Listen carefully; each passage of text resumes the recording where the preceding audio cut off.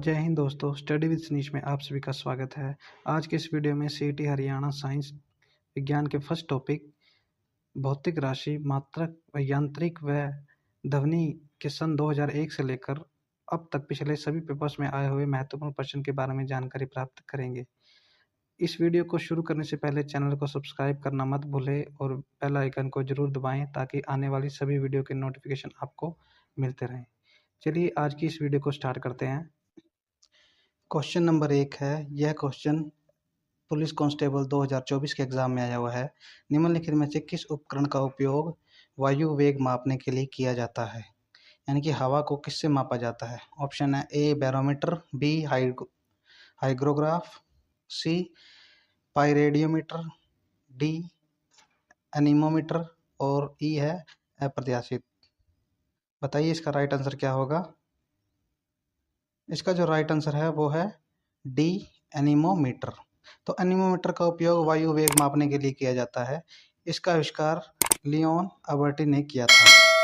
Question number 2 है। यह police constable 2024 के एग्जाम में आया हुआ है। 1 एम्पीयर डैश के बराबर होता है। ऑप्शन है एक कूलम प्रति सेकंड, बी 1 वोल्ट प्रति सेकंड, सी 1 जूल प्रति कूलम, डी 1 सेकंड प्रति कूलम आवेश या अप्रत्याशित। बताइए इसका राइट आंसर क्या होगा? इसका जो राइट आंसर है वो है ए 1 कूलम प्रति सेकंड। तो एम्पियर विद्युत धारा की एसआई यूनिट है। 1 एम्पियर 1 कूलम प्रति सेकंड के बराबर होती है। क्वेश्चन नंबर 3 है। श्यानता गुणांक का विमा सूत्र है, इनकी विस्कोसिटी का विमा सूत्र क्या है? Dimensional formula. ये क्वेश्चन पंचायत ऑफिसर 2015 के एग्जाम में आया हुआ है। आपके ऑप्शन है ए m1 l-1 t-1, बी है m1 l1 t-1, सी है m-1 l-1 और t-1 और डी है m-1 l1 और t1। बताइए इसका राइट आंसर क्या होगा? इसका जो राइट आंसर है वो है ए m1 l-1 t-1। तो श्यानता गुणांक का विमाक m1 l-1 t-1 है। श्यानता गुणांक का एसआई मात्रक न्यूटन सेकंड प्रति वर्ग मीटर या पास्कल सेकंड है। क्वेश्चन नंबर 4 है। ये डिप्टी रेंजर 2015 के एग्जाम में आया हुआ है। बिजली विद्युत शक्ति की मानक अंतर्राष्ट्रीय इकाई डैश है। आपके ऑप्शन है A ohm, B ampere, C volt, D watt. बताइए इसका राइट आंसर क्या होगा? आपका जो भी आंसर हो वो मेरे बताने से पहले आप कमेंट कर दिए कीजिए ताकि आपको अपनी तैयारी का पता लगता रहे। तो बताइए इसका क्या आंसर होगा? इसका जो राइट आंसर है वो है डी वोट। तो बिजली विद्युत शक्ति की मानक अंतर्राष्ट्रीय इकाई वोट होता है। किसी विद्युत परिपथ में ऊर्जा के क्षय होने की दर को विद्युत शक्ति कहते हैं। तो विद्युत शक्ति को P से प्रदर्शित किया जाता है। माना यदि किसी विद्युत प्रदेश में T सेकंड ऊर्जा का क्षय W होता है तो विद्युत शक्ति की परिभाषा क्या होती है? P = W/T। क्वेश्चन नंबर 5 है। ये जेई एग्जाम 2018 के एग्जाम में आया हुआ है। तो निम्नलिखित शब्दों को अर्थपूर्ण श्रेणी में छोटे से बड़े क्रम में लगाइए, यानी कि सबसे छोटी यूनिट कौन सी है और उससे बड़ी कौन सी है, इस टाइप से लगाना है। तो आपके ऑप्शन है एक दीर्घ है सेंटीमीटर, दूसरे नंबर में किलोमीटर, तीसरे पे मिलीमीटर और चौथे पे है मीटर। बताइए इसका राइट आंसर क्या होगा? तो इसका जो राइट आंसर है वो है बी 3142, यानी सबसे छोटा होता है मिलीमीटर, उससे बड़ा होता है सेंटीमीटर, उससे बड़ा होता है मीटर और सबसे बड़ा होता है किलोमीटर। तो 10 मिलीमीटर 1 सेंटीमीटर के बराबर होता है और 100 सेंटीमीटर 1 मीटर के बराबर होता है, जबकि 1000 मीटर 1 किलोमीटर के बराबर होता है। क्वेश्चन नंबर 6 है। ये इंडस्ट्रियल एक्सटेंशन ऑफिसर 2016 के एग्जाम में आया हुआ है। न्यूटन के गति संबंधित डैश नियम में कहा गया है कि प्रत्येक क्रिया पर एक समान और विपरीत प्रतिक्रिया होती है। कौन से नियम में ये बात कही गई है? बताइए। आपके ऑप्शन है ए प्रथम, बी द्वितीय, सी तृतीय और डी चतुर्थ। बताइए इसका राइट आंसर क्या होगा? तो इसका जो राइट आंसर है वो सी तृतीय है, यानी न्यूटन के गति विषयक तृतीय नियम को क्रिया प्रतिक्रिया का नियम कहते हैं। जब कोई पिंड दूसरे पिंड पर बल लगाता है तो ऐसी स्थिति में दूसरा पिंड भी पहले पिंड पर उतना ही बल विपरीत बल लगाता है, अर्थात प्रत्येक क्रिया की उसके बराबर और विपरीत दिशा में प्रतिक्रिया होती है। इसे न्यूटन की गति का तीसरा नियम भी कहते हैं। क्वेश्चन नंबर 7 है, ये हरियाणा डिप्टी रेंजर 2015 के एग्जाम में आया हुआ है। तो दाब की मानक अंतर्राष्ट्रीय इकाई डैश है। आपके ऑप्शन है A newton, B kilo calorie, C pascal, D joule. यानी कि दाब को की एसआई यूनिट क्या है बताइए।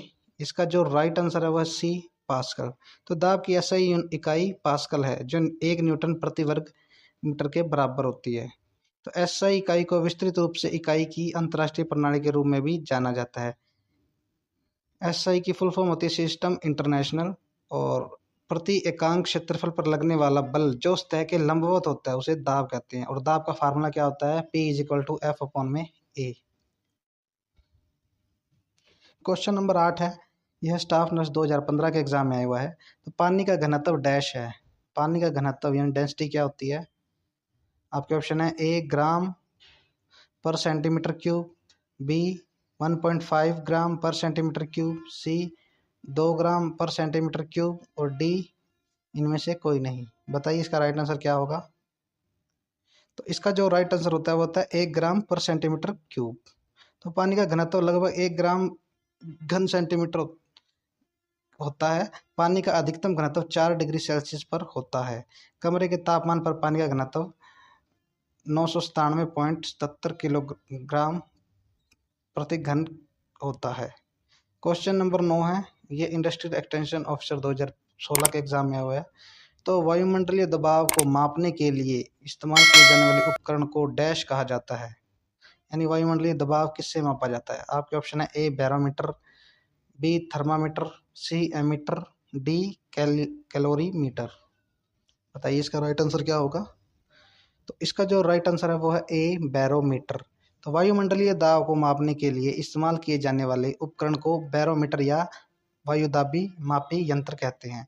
इसका आविष्कार 1643 ईस्वी में इटली के वैज्ञानिक एवेंजेलिस्ता ट्रिकेली ने किया था। बैरोमीटर के मुख्यतः पारे का प्रयोग किया जाता है। बैरोमीटर का पाठ्यांक के अचानक गिरने पर आंधी तूफान आने का संकेत होता है। क्वेश्चन नंबर 10 है, ये वाइल्ड लाइफ गार्ड 2017 के एग्जाम में आया हुआ है। तो एक पत्थर का ऊर्ध्वाधर ऊपर की ओर उठाने की अपेक्षा एक ढलान सड़क पर लुढ़काना आसान होता है क्योंकि।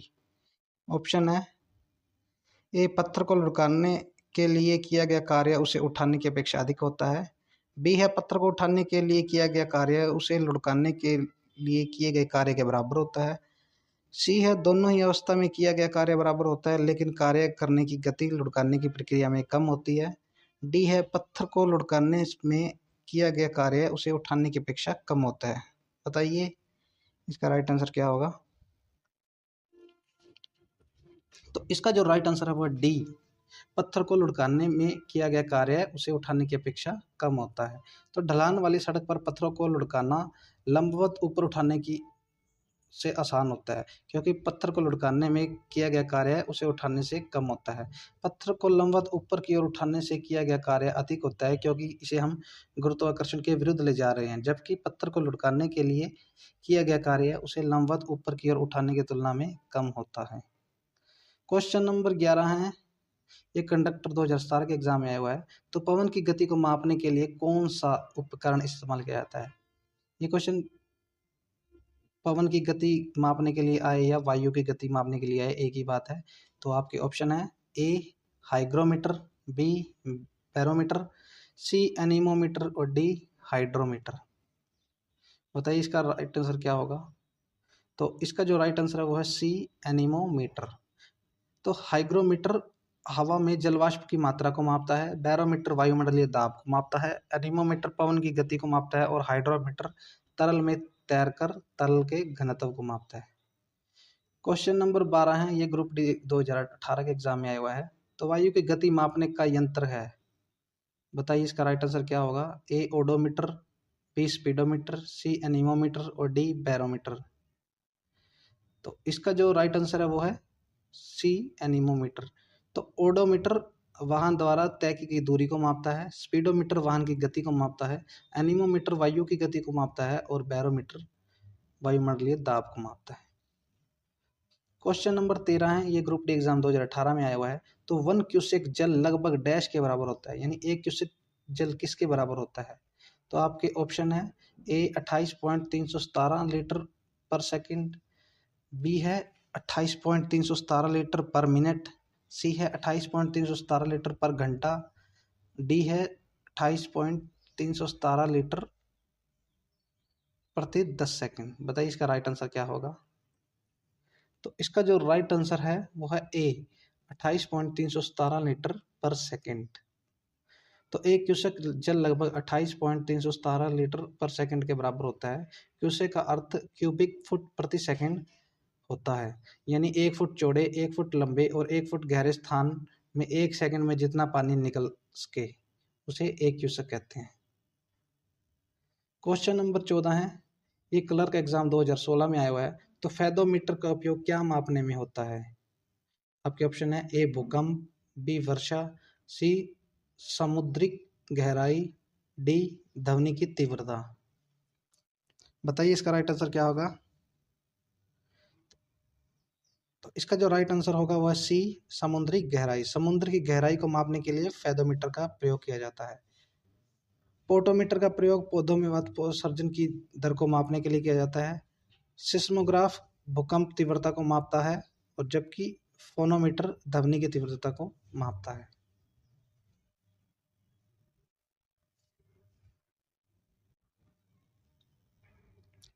क्वेश्चन नंबर 15 है, ये पीजीटी संस्कृत 2015 के एग्जाम में आया हुआ है। तो किसी सितारे की दूरी को मापने का अत्यंत योग्य एकक कौन सा है? यानी कि सितारे की दूरी को किससे मापा जाता है? आपका ऑप्शन है ए कूलाम, बी नॉटिकल मील, सी प्रकाश वर्ष, डी एम्पियर। कमेंट करके बताएं इसका राइट आंसर क्या होगा। इसका जो राइट आंसर है वो है सी प्रकाश वर्ष, यानी कि सितारों की दूरी को प्रकाश वर्ष में मापा जाता है। प्रकाश वर्ष दूरी का एक मात्रक होता है जो प्रकाश द्वारा निर्वाह में एक वर्ष में तय की गई दूरी होती है। इसके द्वारा खगोलीय पिंडों के बीच की दूरियां और पृथ्वी और सूर्य के बीच की दूरी या पृथ्वी के से तारों के बीच की दूरी को मापा जाता है। तो एक प्रकाश वर्ष बराबर 9.46 गुणा में 10 की पावर 15 मीटर होता है। क्वेश्चन नंबर 16 है, ये एलडीसी एग्जाम 2019 में आया हुआ है। तो डैश एसआई प्रणाली में दूरी के लिए माप की इकाई डैश है, यानी कि बताइए एसआई प्रणाली में दूरी को मापने के लिए कौन सी इकाई है? ऑप्शन है ए फुट, बी यार्ड, सी माइल्स, डी मीटर। बताइए इसका राइट आंसर क्या होगा। तो इसका जो राइट आंसर है वो है डी मीटर।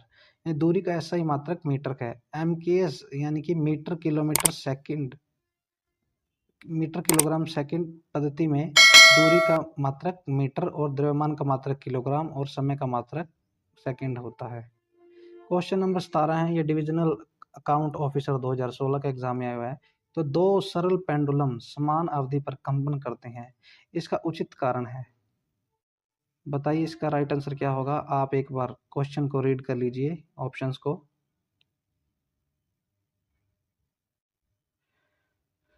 तो ऑप्शंस के हिसाब से मैं आपको आंसर बता देता हूँ इसका। इसका जो राइट आंसर है वो है बी।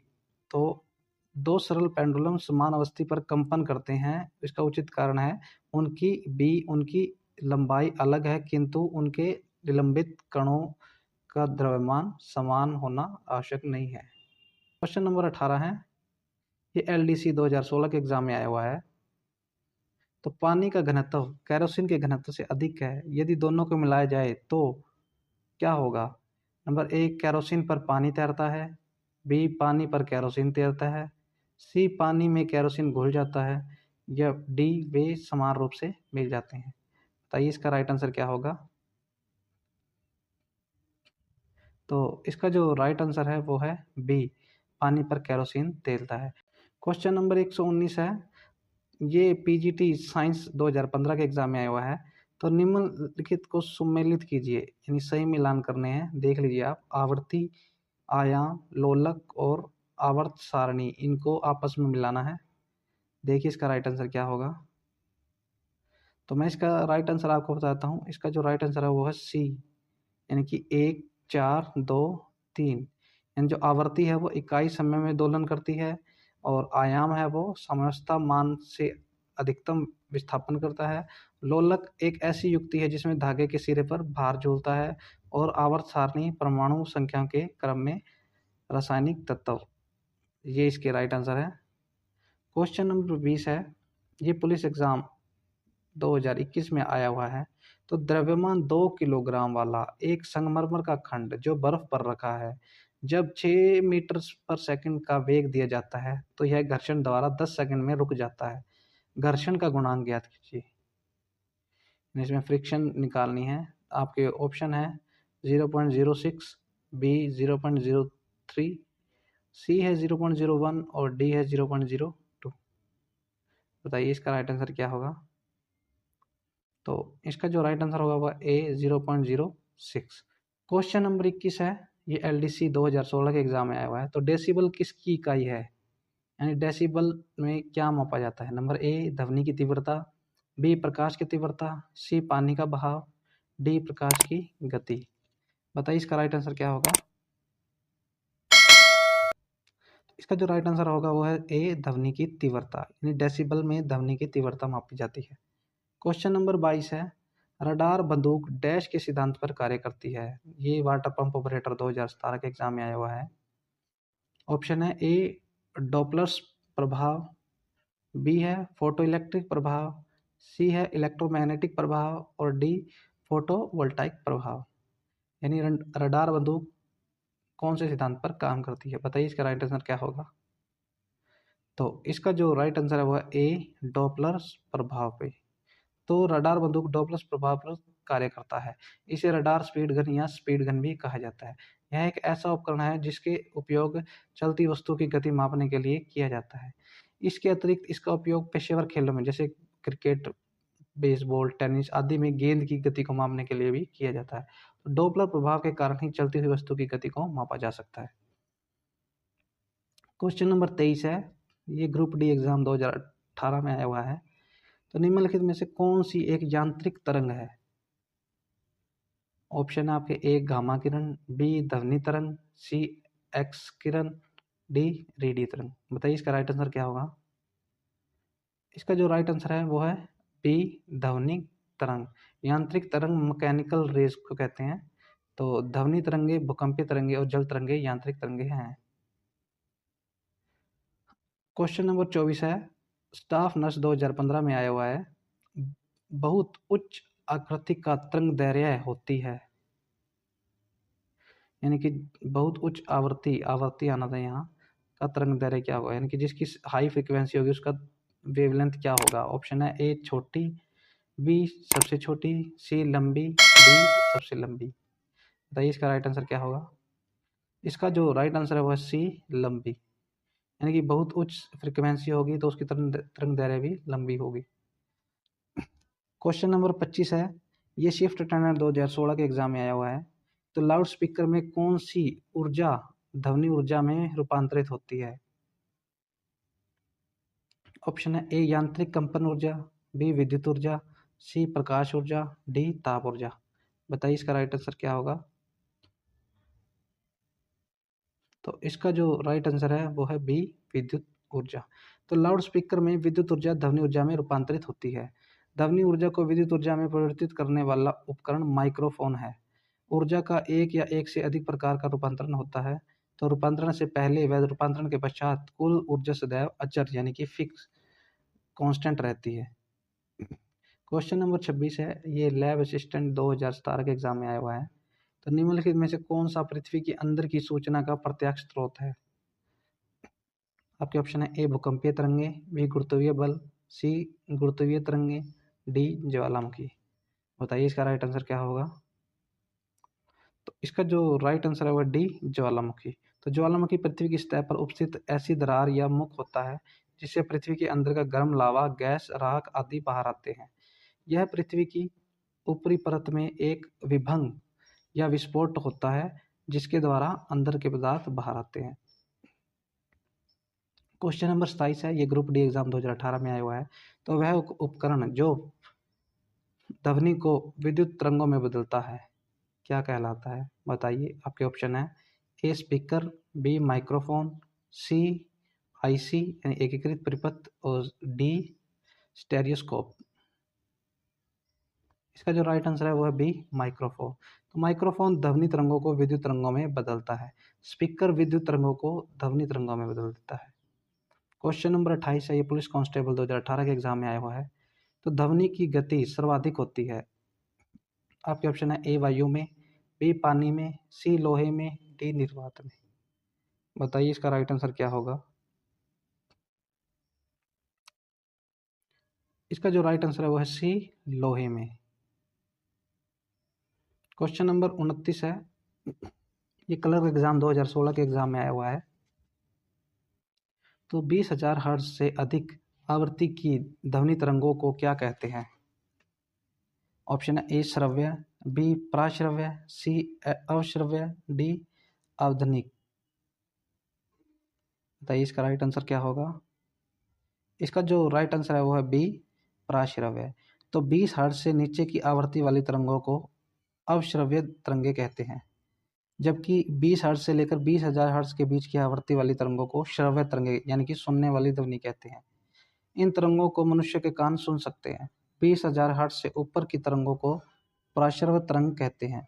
कुत्ते, बिल्ली, चमगादड़ इस तरंग को सुन सकते हैं।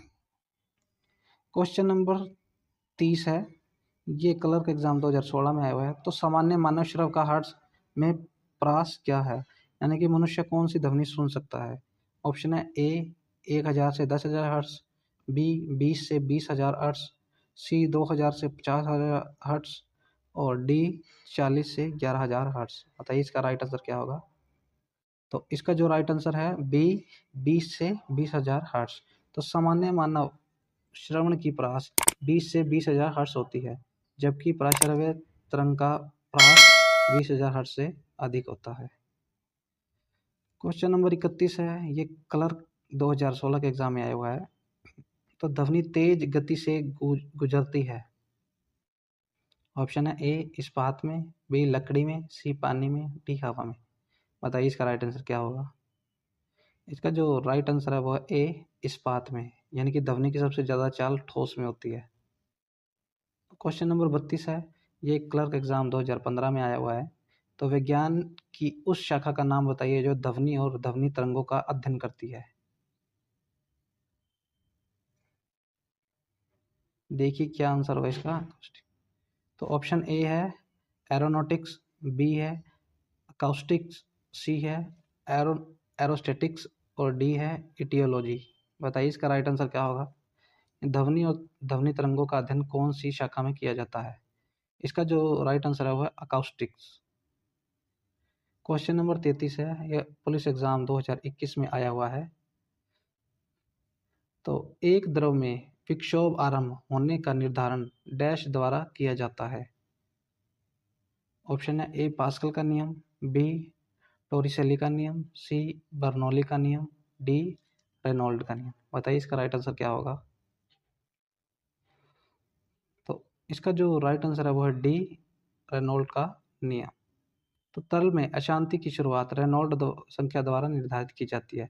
रेनॉल्ड संख्या एक विमाहीन संख्या है जो यह बताती है कि तरल का प्रभाव समांतर रहेगा या अशांत रहेगा। रेनॉल्ड संख्या का सूत्र इस प्रकार है, R is equal to rho V L upon mu.